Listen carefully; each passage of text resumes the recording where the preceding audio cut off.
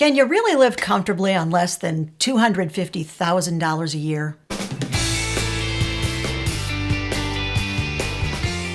We just became aware of a recent study that was done from smartassets.com.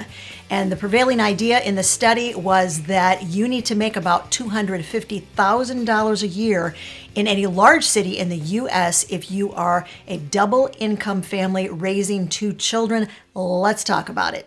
If you don't know us, I'm Hope. And I'm Larry. This is Under the Median, where every week we talk about practical frugality. As I mentioned, I think it came up on my Facebook feed of all places. And I was like, that sounds kind of interesting. And so I clicked on it, saw this study. I showed it to Larry, and he said, let's hop on the camera and see what our viewers think about this study. We're going to make sure, guys, that there's a link to the original study in the description of the video so you can go check it out for yourself. I might mention that in 6 major cities, they also mentioned that in order to live comfortably, you had to make $300,000 a year. And interestingly, they had surveyed 100 cities in the U.S. Out of those 100 cities, as Larry mentioned, 6 of them needed an income of $300K or more per year. Mm-hmm. And there were only 7 cities out of those 100 cities where you could make under $200,000 a year. So sort of averaging everything, what they're saying is around $250,000 a year. Let's kind of get into the study a little bit, what it was about. The plan that was used in order to conduct this study was the 50-30-20 plan. And that's very specific, but yet kind of general at the same time. There 50% of your total budget is for things that have to do with your 4 walls in your house, things that you can't really change very well. They're fixed expenses that you have to pay. Right. You can't live without paying all of those bills. That should be 50%.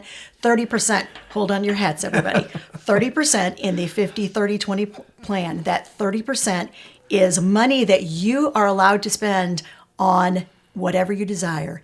It goes for your entertainment and it goes for your hobbies. Yeah, they called it your wants and hobbies. There you go. So that is just extra money that you would spend on things that you enjoy doing, vacations, maybe some getaways on a weekend. You're going out to eat money. Those are things that are extra. We would just call those extra things that we would float at the very top of our budget after everything else was done. They want to put 30% toward that. Holy cow. You know what we really call that money? We call that money you don't need to spend. Yeah. And then the 20% in the 50-30-20 plan is money that you're going to use to pay off debt or save or invest. One of those 3 things. Now, right off the top, one of the big problems that we have with this, of course, is the 30% that you are spending on your entertainment budget. Isn't that amazing? Because truthfully, and tell us in the comments, please let us know in the comment section what you think of everything we're talking about. I think that if you're in debt, you should not be spending 30% of your income on things that you don't need to spend money on. I think you should take most of that 30% and you should be putting it toward that debt to try to get debt free.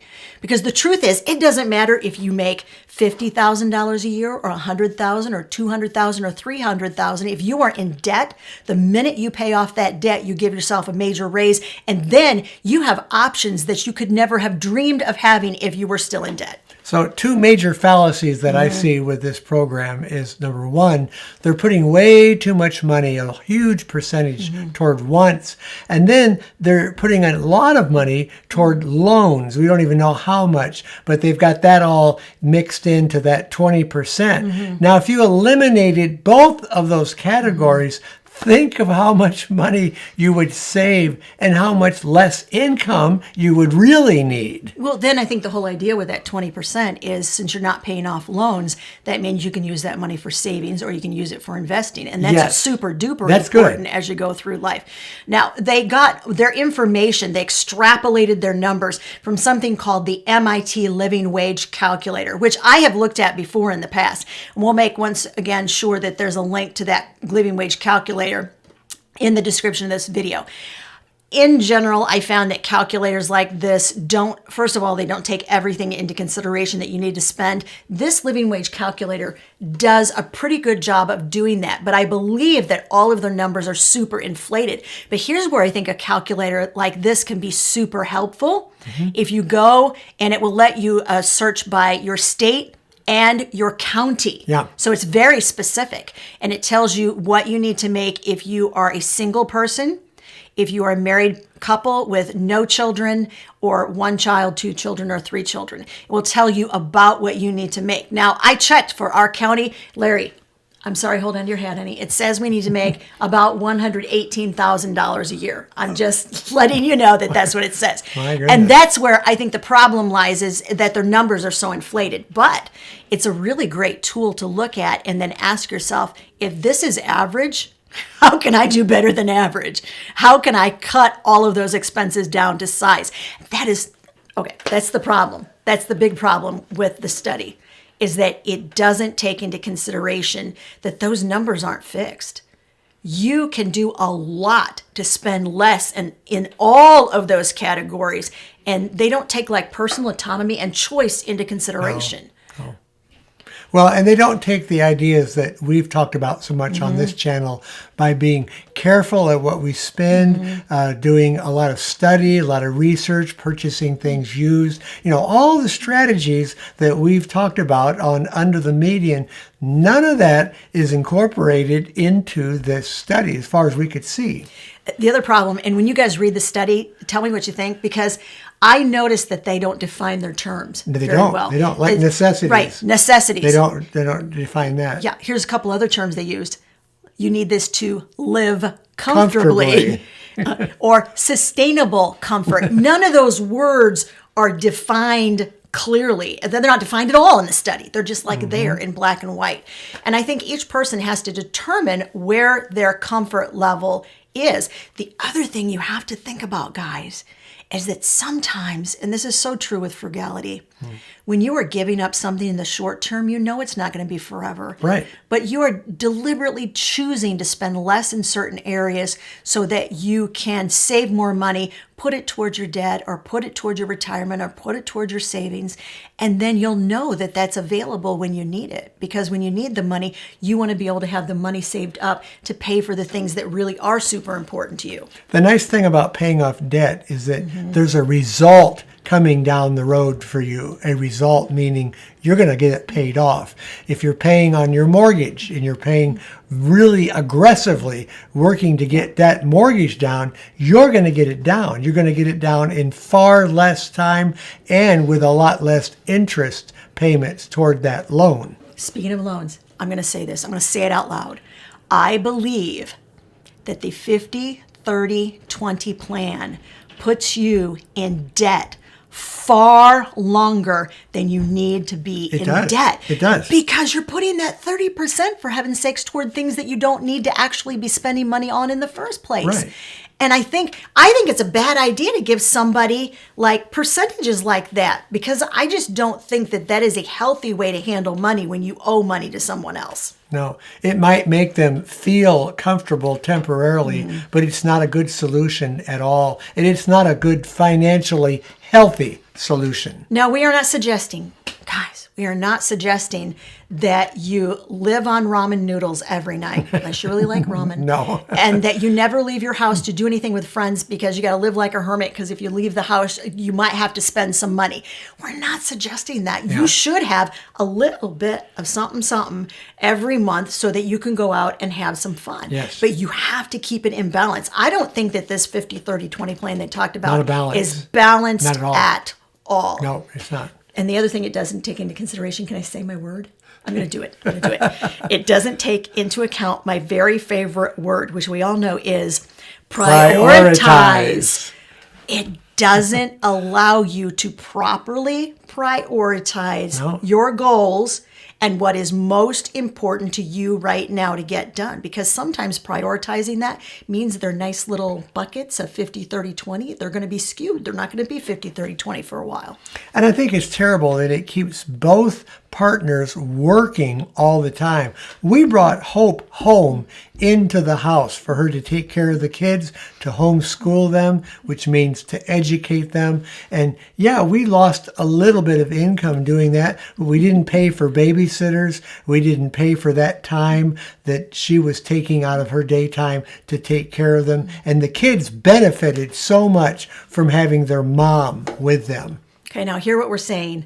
We're saying we made that choice. We And we did. knew exactly what we were doing when we made that choice. Yeah. We stayed for 18 years in a very small paid-off home because we made that choice. Yep. And we knew exactly what we were doing. Some people are not in that position. They can't make that choice. And we're not saying that it is a right or a wrong choice for a mother to work outside the home.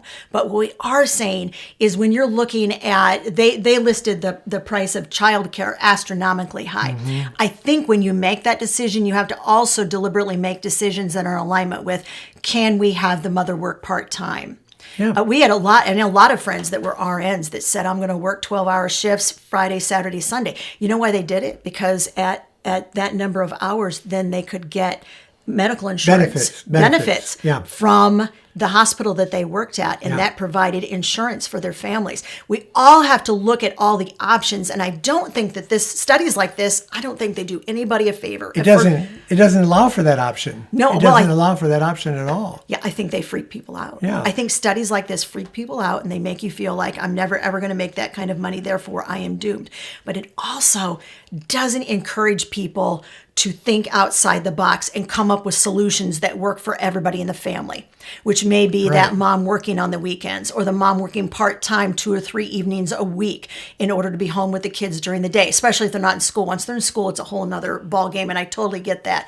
But I'm saying you got to figure out what works for you in order to bring in the income that you need for your family, which probably isn't over $200,000 a year. The other thing this study did was it didn't look at differences in the cost of living in different parts of states. Right. And of course, Chicago, Illinois was near the top. Of course it was. Cook County, most expensive place to live in Illinois. And the rest of Illinois doesn't even come close to comparing with the housing market up there and the basic buying market of Cook County. It's not a good way to compare throughout the whole state of Illinois. Believe it or not, there is more to Illinois than Chicago. I know, that is like Blows me away. Shocker. Yeah. Here's what you got to remember. If you start at the northern part of Illinois, the very northern part of our state, and you drive straight south to the bottom part of our state, which is like Vandalia, Illinois, you're going to be in your car about 8 or 9 hours. That's if you're driving the speed limit. Larry, how fast could you do it? I could do it about 6 hours. Okay, so those of you that drive the speed limit, I drive 9 the speed hours. limit. The point is, there's a lot of land south of Cook County. That's right. And That's right. we live for substantially less on average than those who live in Cook County. Now, there are options, and I know I'm not telling you if you live in a very large locale that you have to move. We recognize that it does cost more on average to live in a large city. We get it. There are a couple of things you can do. Yep. If you, let's say you have to live in a large town because of your career choice. Maybe you're working for a company that's located in one of those 6 cities. Well, we had Hope's sister lived very close to Atlanta, Georgia at one time, and she had a job in Atlanta, Georgia. She lived an hour from Atlanta. So what she did was she drove her car a short distance to a train station. She hopped a train and took a train in, and her employer paid part of that amount of money for the transportation. So the transportation wasn't hugely expensive. It took her about 45 minutes to get to work. She could relax, read a book, do whatever she wanted to do for 45 minutes each way. And that worked out fine, and it kept it within their budget. The other thing is, and this happened since 2020, right? Remote work. Yeah. I cannot count the number of people that we know, even our grown kids. Amazing. They work a certain number of days a week from home because Yeah. they can. They could go completely remote, but they choose to go into the office a couple of days a week because they just kind of want to be there to be with their team and sort of collaborate, things like that. Sure. But remote work, guys, think about moving outside of the city limits a little ways so you can get more bang for your buck when it comes to real estate. And you've got those lower prices, and see if you can work from home. We recognize that there's no one-size-fits-all solution for everybody. Mm-hmm. But I think with a study like this, it's debilitating to some people, and you have to realize that you are not the numbers that are put out in a study. And believe me, this will get plenty of press. Oh, yeah. It absolutely will, because it has shocking statistics in it, so the press is going to take it and run with it. Yep. We know because we used to work in the press. They're going to take it, they're going to run with it. But we really had a fear when we read this. Larry said, we got to talk to our people because we don't want anybody to be driven by fear. We don't want you to panic. We want you to plan. Use this study as sort of a stepping stone for you to figure out, how can I live on less than that? What can I do to cut my expenses? How can I live more frugally? You want to cut your expenses? Get our free guide to cutting expenses. It's 10 ways that we reduced our expenses when we were saving for a great big goal. It's free, and it's a step-by-step guide, and I give you checklists in it. I'll make sure there's a link to it, guys, in the description of the video. I would much rather lead you towards something and guide you towards something that's truly going to be helpful for you than to have you read a study like this and think, that's it, I'm done. I can't do anything about it. The thing about this study, too, that really got to me was the fact that I know most Americans are not in the position to live according to what this study says. Most Americans don't make $300,000 a year or even $250,000 a year. That's way up at the top of the brackets. And we made substantially less than that and had enough income to live a good quality life. We've made a way, we found a way to do it. And of course, that's what we share with our audience, with you. I looked it up. You probably didn't know that. I looked up the statistic for what percentage of Americans make $300,000 or more a year. I have no idea. It's higher than I thought it was. It's somewhere between 4 and 5%. Wow. Which is more than I thought. That's more than I thought. We don't know any of those people, but they make 4 to 5% make $300,000 a year or more. Yeah. And there's nothing wrong with making that kind of money, but there is something wrong with believing that if you don't make that kind of money, you're less than, and you're never going to be able to survive and thrive in life. And that's just simply... And be comfortable. Absolutely and have a not good, true. comfortable income. Yeah. Yep. And now we mentioned a little bit earlier in this discussion that they didn't define words. One of the words they did not define very well was necessity. And they kept using that word over and over again, never defining it. What is necessary? I think Netflix is necessary for some of them. Okay, now we did a video recently on necessities and talked about how to figure out what is a necessity and what is not, and what frugal people find not to be necessities that a lot of other people do buy. That video is right over there, and yes, we do talk about Netflix in that video. We do. Go watch it.